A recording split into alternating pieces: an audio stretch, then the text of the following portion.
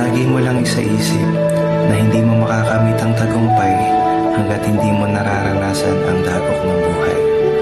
At walang nagtagumpay na hindi dumaan sa ganyan dahil parte yan sa araw-araw nating pamumuhay. Walang kukuha kung hindi ka mag-aalok. Walang magbubukas ng pinto kung hindi ka kakatok. Lahat ng pader na nakaharang ay kayang gawing pinto. Dadalhin tayo sa kung ano ang iniisip natin. Ang kasiyahan ay hindi mo mahahanap kung hindi mo hahanapin. Ang hiling ay hindi mo makukuha kung hindi mo hihilingin. Tuloy lang at balang araw tayo ay titingin.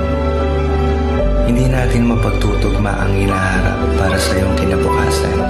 Ang mapagtutugma mo lang ay ang iyong mga naranasan.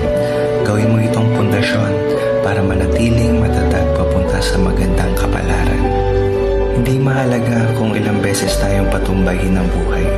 Ang mahalaga ay kung ilang beses kang bumangon para makamit ang tagumpay.